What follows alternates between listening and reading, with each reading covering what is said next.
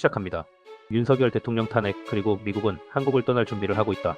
중국의 대만 압박, 독도가 일본 땅이라고 표기. 이 와중에 미군이 철수하면 한국은 어떻게 되는 걸까요? 요즘 온라인 커뮤니티에서 자주 보이는 글입니다. 주한미군 철수해야 한다. 이제는 자주국방이다. 한미동맹? 그거 미국의 갑질 아니야? 하지만 과연 그럴까요? 정말 주한미군은 필요 없는 존재일까요? 진짜로 우리가 미군 없이도 이 한반도를 지킬 수 있을까요? 오늘 영상은 여러분의 오해와 궁금증, 음모론까지 전부 풀어드립니다. 한미동맹의 실체, 주한미군의 전략, 그리고 진짜 떠날 가능성까지 지금부터 끝까지 보시면 이 주제에 대해 누구보다 잘 알게 될 거예요. 구독과 좋아요는 필수. 시작합니다. 1. 한미동맹의 탄생과 그 배경. 1953년 한국전쟁은 휴전으로 끝났습니다. 하지만 그게 평화의 시작은 아니었죠. 전쟁은 멈췄지만 언제든 다시 시작될 수 있는 상황이었습니다. 그때 미국과 한국은 손을 잡습니다. 한미상호방위 조약, 이게 바로 한미동맹의 시작이에요. 당시 한국의 국방력은 형편없었습니다. 군사 장비는 낡았고 병력은 훈련도 부족했죠. 미국은 그런 한국의 경제 원조부터 군사 장비까지 아낌없이 지원했습니다. 예를 들어 1960년대 미국의 원조로 세워진 한강 철교 복구, 포항제철, 서울 지하철 1호선 사업은 오늘날 경제 발전의 밑거름이 되었습니다. 한미동맹은 단순한 군사협정이 아니라 사실상 국가재건 프로젝트였던 셈이죠.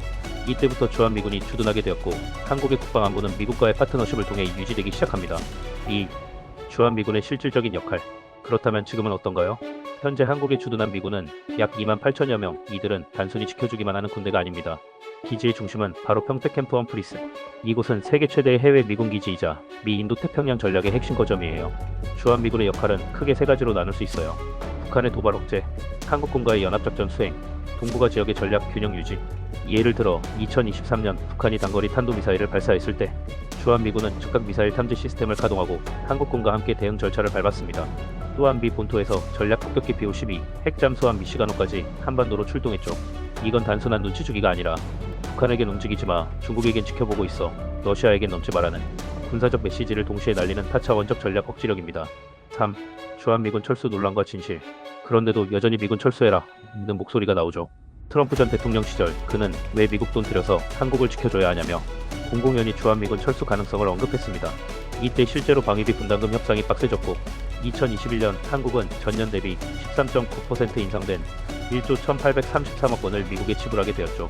여기서 중요한 건 돈이 아니라 위치입니다. 한국은 지정학적으로 중국, 러시아, 일본, 북한 사이에 위치한 유일한 민주국가이자 미국 입장에서 절대 놓칠 수 없는 전략 요충지예요.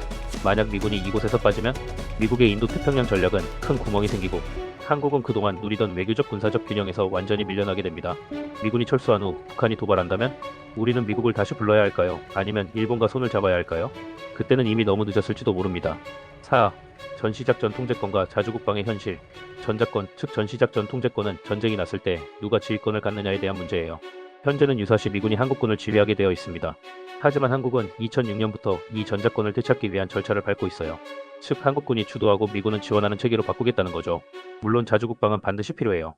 하지만 문제는 현실적인 군사력 격차입니다. 예시로 북한은 핵무기 30기에서 50기, 잠수함 발사탄도 미사일 SLBM, 초대형 방사포를 갖고 있는 반면 한국은 아직 자체 핵억지력을 갖추지 못했고 미사일 요격체계도 미군의 사드, 패트리엇 없이 완벽히 방어하긴 어렵습니다. 즉 지금은 미군의 전략자산과 연합작전이 반드시 필요한 상황이에요. 여러분은 어떻게 생각하시나요? 전작권 환수 지금 해도 괜찮을까요? 아니면 좀 더 준비해야 할까요? 댓글로 생각을 공유해주세요. 5. 중국, 러시아와의 군사적 긴장 속 주한미군의 역할. 우크라이나 전쟁 이후 러시아는 동북아시아로 군사적 시선을 돌리고 있고 중국은 대만 침공 가능성을 높이고 있어요. 여기서 주한미군의 역할은 더 중요해집니다. 이에 2023년 한미일 정상회의에서 북핵 공동 대응 체계를 구축하기로 한 것도 주한미군이 동북아 전체 안보의 허브 역할을 하기 때문입니다. 또한 미국은 주한미군을 통해 전 세계 5분 이내 반응 가능한 글로벌 전력 네트워크를 유지하고 있어요. 즉 한국은 단순한 수혜자가 아니라 파트너로서 미국과 공동 안보를 유지하는 셈입니다. 6. 한미동맹의 진화 군사에서 기술 경제로.